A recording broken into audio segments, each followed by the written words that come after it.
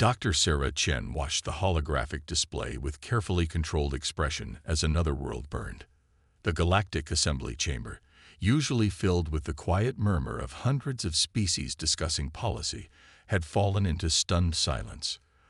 The hegemony's new plasma weapons had turned the colony's atmosphere into fire, leaving nothing but ash where millions had lived just hours before. She adjusted the collar of her formal diplomatic uniform, a simple black design that marked humanity as what the assembly called a developing species. 5 years of representing Earth at these sessions had taught her to keep her face neutral, even as her fingers dug into the armrests of her observer's chair, positioned in the far corner of the chamber, where the young species were meant to watch and learn from their betters. "This is the 14th neutral world targeted by hegemony forces," announced Representative Vaxlith of the Stellar Confederation, their crystalline form dimmed with grief. "We demand immediate action from the assembly." These were refugees, civilians who had fled from previous attacks.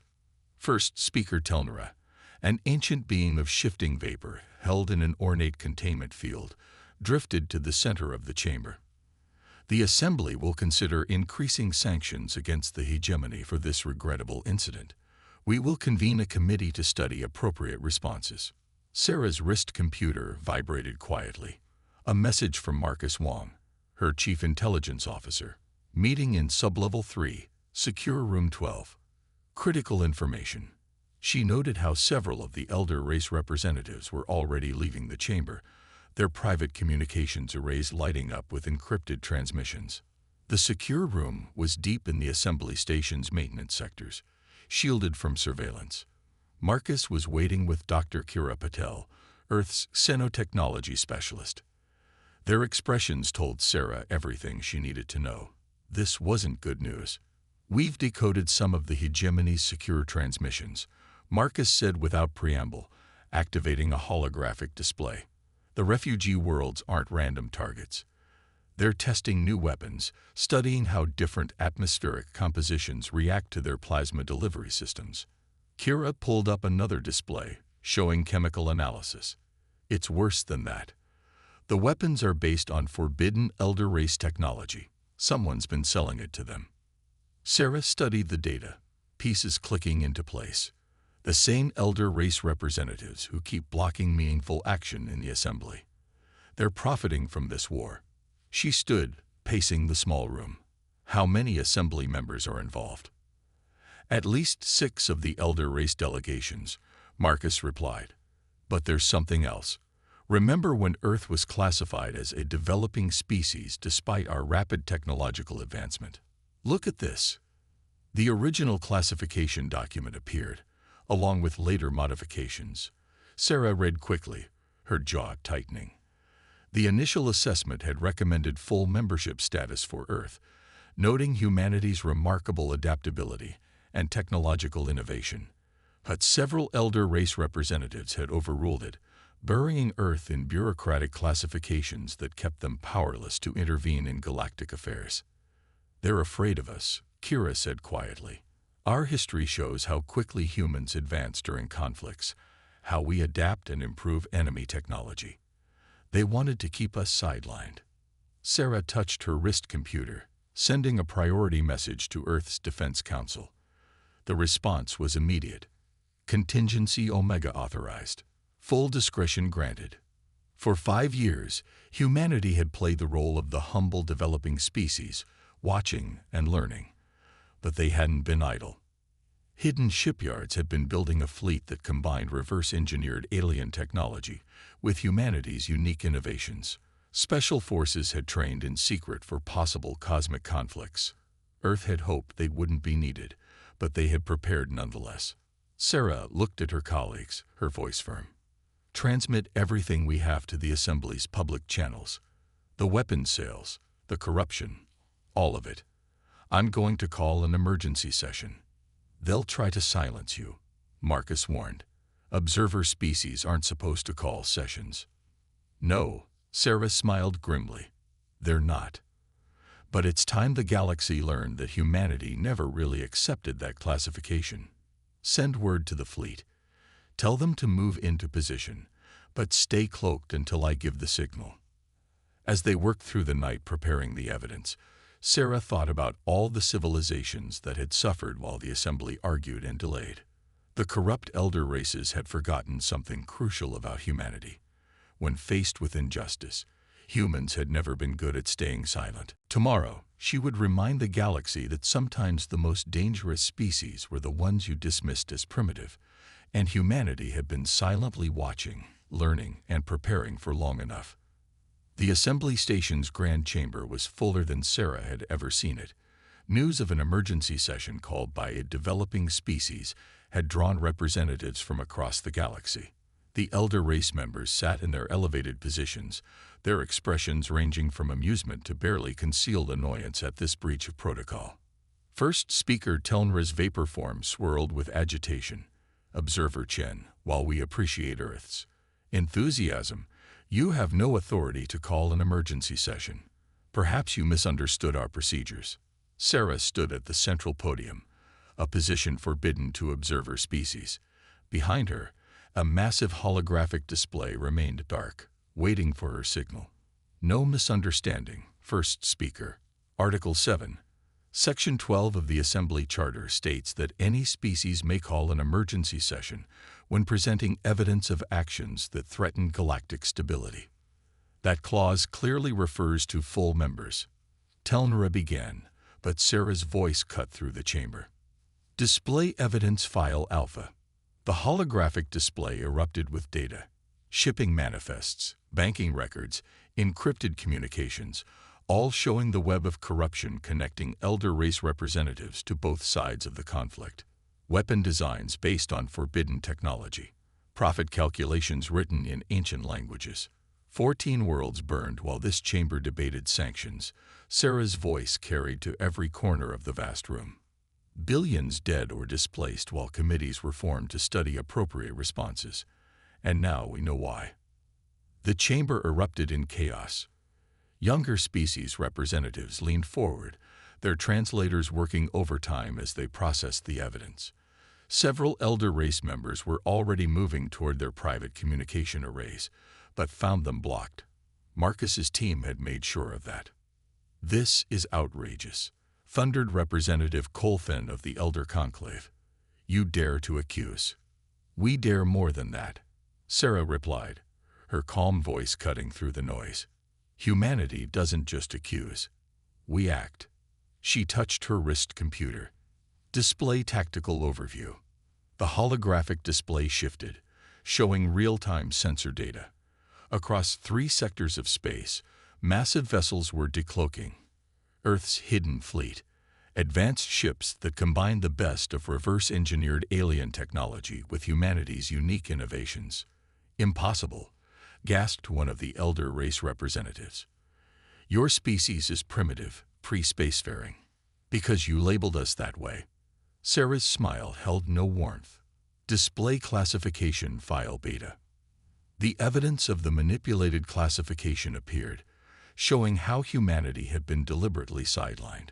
The younger species representatives were moving now, clustering together, their private communications lighting up as they shared information.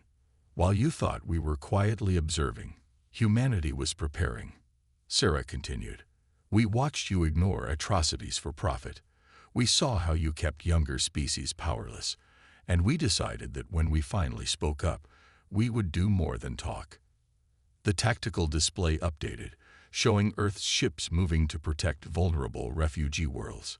Sarah could see the elder race representatives doing rapid calculations, trying to figure out how many ships they could bring to bear, how quickly they could respond. "This session isn't just about exposing corruption."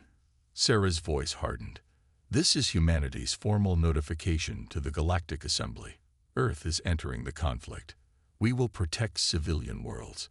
We will stop the sale of forbidden weapons, and we will no longer sit quietly in the observer section. You cannot do this." Telnra's vapor form was churning violently. "You have no authority." "We have the authority of action," Sarah cut in. "Humanity spent 5 years learning your laws, your procedures, your weaknesses. We found every legal clause that you forgot existed, every emergency provision you never thought would be invoked. The chamber's doors opened, admitting a stream of beings, representatives from other observer species, their own evidence ready to present. Sarah had made sure they were all prepared for this moment. Earth's ships are already moving to defensive positions around threatened worlds, she announced. Our evidence of corruption has been transmitted to every media outlet in the galaxy, and we are formally invoking Article 15 of the Assembly Charter, the right of any species to act in defense of civilian populations when the Assembly fails to do so. She looked up at the elder race representatives, her voice carrying a steel edge. You can accept this gracefully.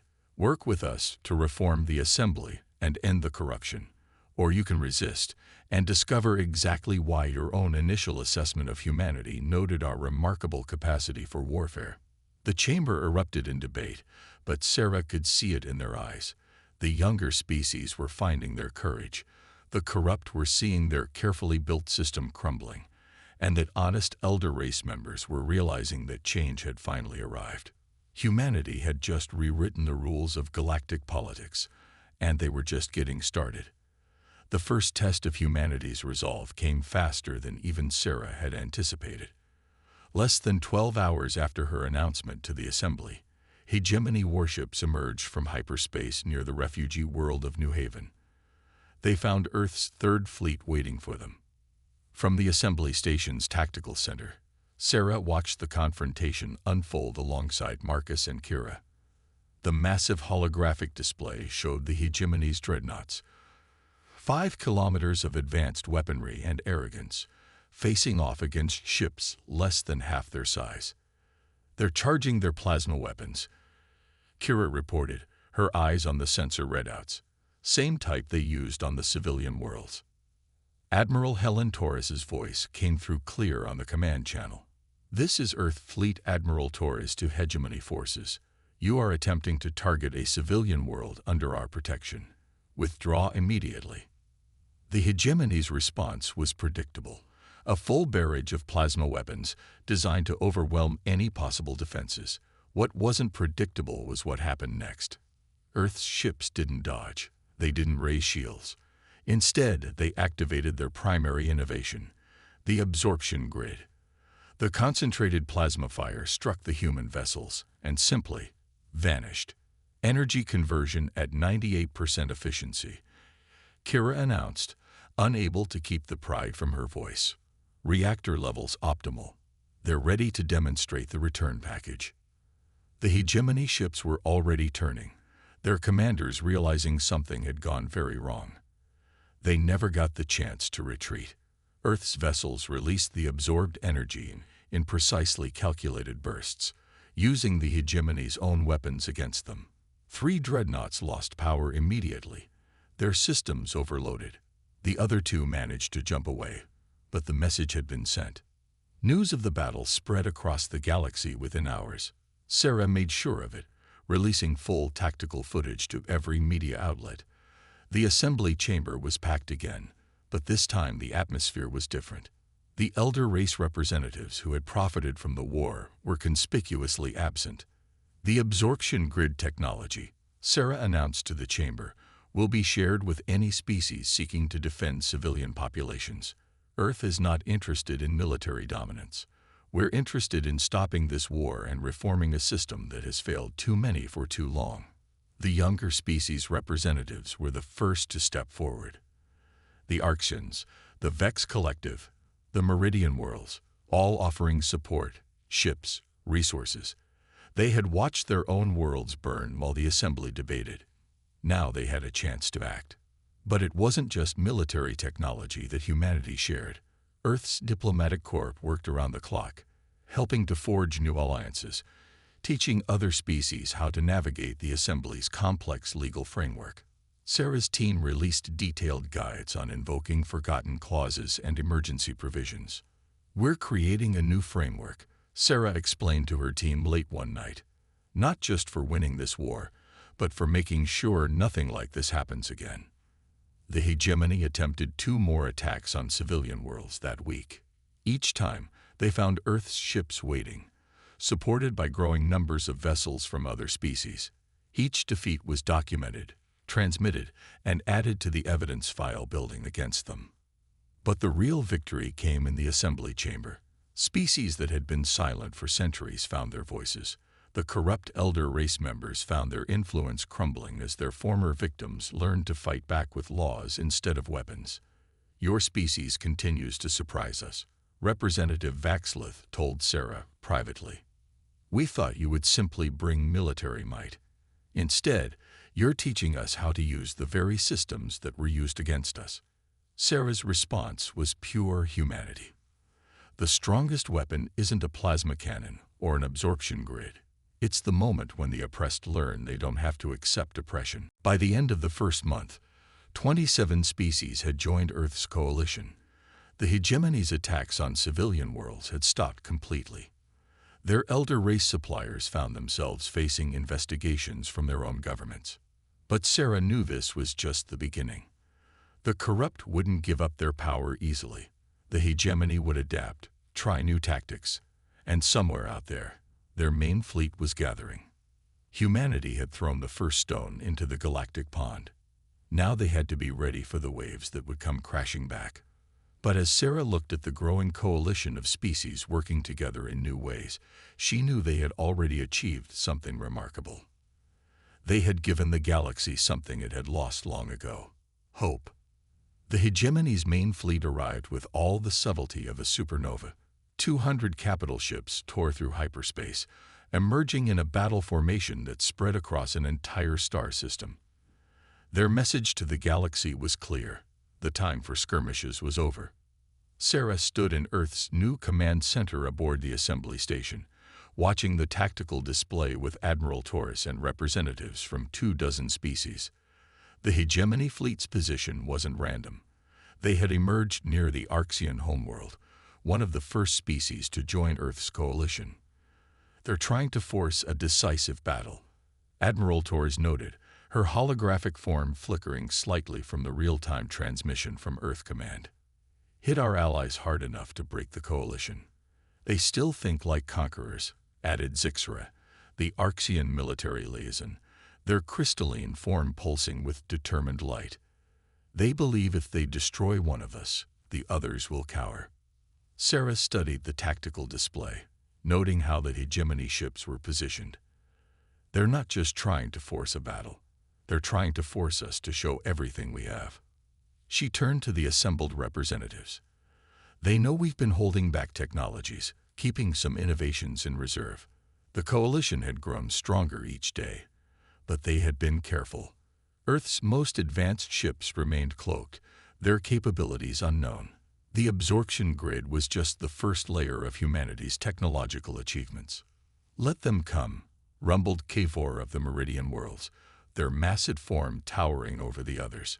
"We have 40 ships ready to jump in defense of our Arxian allies." 60 from the Vex Collective, added their representative, a swirling cloud of intelligent particles.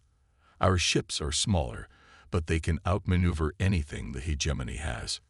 Sarah looked around the room, seeing the determination in every face, every form. In just 2 months, these species had transformed from victims to warriors. But more importantly, they had become something the galaxy hadn't seen in millennia: true allies. "We defend the Arxian homeworld," Sarah announced, "but we do it our way. Admiral Torres, implement Operation Lighthouse." The next 6 hours demonstrated why humanity's military historians were required reading at Earth's diplomatic academy.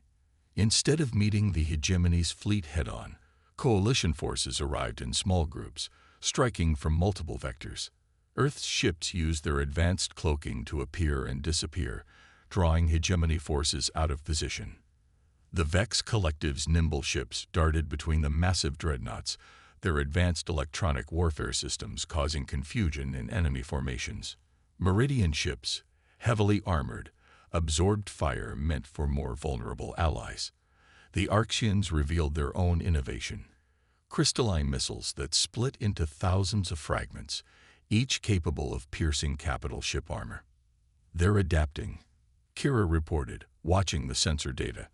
The hegemony ships are modifying their shields, trying to counter our tactics. Of course they are, Sarah replied calmly. That's what they fear most about humanity. Not our technology, but how quickly we learn and teach others to do the same. The battle raged for 2 more days. The hegemony lost 67 capital ships before finally retreating. The coalition's losses were minimal, thanks to coordination and tactics that emphasized protection over glory. But the real victory came in the days that followed. Species that had been watching from the sidelines began reaching out. Some offered military support, others diplomatic backing. Most importantly, protests began breaking out on hegemony worlds as citizens questioned the cost of their government's aggression. "We're receiving transmissions from within hegemony space," Marcus reported one evening. "Their own people are using our legal framework to challenge their leadership. They're demanding investigations into the weapons programs, the civilian casualties." Sarah was reviewing reports in her office when Representative Vaxlith requested an urgent meeting. The crystalline being's form was bright with excitement. "We've found something in the ancient archives," they announced. "Records of the original assembly charter, before the elder races modified it. It speaks of responsibility, not authority. Of service to all species, not power over them." Sarah smiled. "Share it. Widely. Let everyone see what the assembly was meant to be." The hegemony's massive fleet had meant to break the coalition. Instead, they had demonstrated its strength. But Sarah knew the coming weeks would be crucial. The corrupt elder races would make their own countermove. The hegemony would try new tactics. But as she looked at the latest reports of species working together, sharing innovations, teaching each other, she knew something fundamental had changed in the galaxy. The age of sitting quietly and accepting corruption was over. Humanity hadn't just brought military might to the galaxy. They had brought something far more powerful, the memory of what it meant to stand up against injustice and the knowledge of how to do it together. The final confrontation began not with a battle, but with a transmission. It came from deep within hegemony space, broadcast simultaneously across all emergency frequencies. The sender, a coalition of hegemony citizens, scientists, and military officers who had seen enough. Sarah watched from the assembly chamber as the transmission played across the galaxy. The hegemony's own people revealed the full extent of their leadership's crimes. The secret weapons tests, the deliberate targeting of civilian populations, the deals with corrupt elder race members. The coalition's greatest victory wasn't military, Sarah told her team as they watched protests erupt across hegemony worlds. It was showing people they had a choice. But the old order wouldn't fall without a fight. The remaining corrupt elder race members made their move, attempting to activate ancient defense systems hidden throughout assembly space. They had expected to paralyze the coalition's forces. Instead, they found their systems already neutralized. "Did you really think we spent 5 years just watching?" Marcus asked the arrested elder race representatives as they were led away.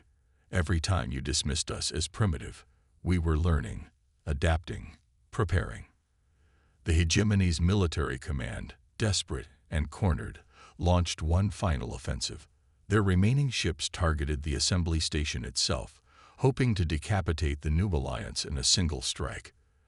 They found Earth's full fleet waiting, no longer hiding its most advanced capabilities.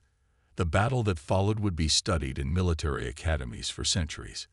Human ships unveiled their full range of innovations, quantum phase drives that let them appear inside enemy formations, temporal shields that displaced incoming fire into microseconds of future time, AI tactical systems that could predict and counter enemy movements before they began. But it wasn't just Earth's technology that won the day. Ships from 30 different species fought together, each contributing their unique strengths. The Vex Collective's electronic warfare suites combined with Meridian heavy weapons. Archean crystalline technology enhanced human temporal shields. It was cooperation on a scale the galaxy hadn't seen in millennia. When it was over, the hegemony leadership sued for peace. The corrupt elder race members faced justice in tribunals broadcast across every world. But the real work was just beginning. The hard part isn't winning. Sarah addressed the assembly chamber, now filled with representatives from all species, regardless of their previous classification. The hard part is building something better. The next months saw the assembly transformed.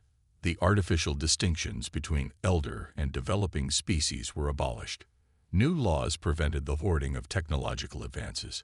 Most importantly, a new charter was adopted, one based on the original ideals of cooperation and mutual support. Humanity's greatest gift to the galaxy wasn't their technology, Representative Vaxlith said during the charter signing ceremony. It was reminding us that justice requires action, that power must serve rather than dominate, and that no species walks the path of advancement alone. Earth's role changed too. Sarah found herself working with representatives from across the galaxy, teaching the diplomatic and legal skills that had helped humanity succeed. The shipyards that had built weapons now produced vessels for exploration and scientific research. We didn't just want to end a war, Sarah told a gathering of diplomatic students from 100 worlds. We wanted to build a galaxy where such wars become unthinkable. 1 year after her first dramatic announcement to the assembly, Sarah stood at the same podium. Behind her, the chamber was different. No more hierarchical seating, no more artificial barriers between species. Representatives from former hegemony worlds sat alongside those they had once targeted. Former elder race members worked with species they had once dismissed as primitive. The galaxy learned 3 things about humanity, she said, looking across the chamber. First, that we never accept injustice as permanent. Second, that we judge societies not by their age but by their actions. And third, that our greatest strength isn't our ability to fight, but our drive to build something better. She touched the podium, activating a holographic display of the new assembly charter. But humanity learned something too. We learned that no species has a monopoly on courage, innovation, or the desire for justice. We learned that true strength comes not from standing alone, but from standing together. The galaxy had changed. The age of corruption and artificial hierarchies was over. A new era of cooperation and mutual advancement had begun, and it had started because one primitive species had refused to sit quietly and watch injustice unfold. As Sarah looked out at the transformed assembly, she smiled. Humanity had come to the stars hoping to learn from older civilizations. Instead, they had taught the galaxy its most important lesson, that the measure of a civilization isn't its age, but its willingness to stand up for what's right. The stars themselves seemed brighter now, filled not with threats to defend against, but with possibilities to explore together.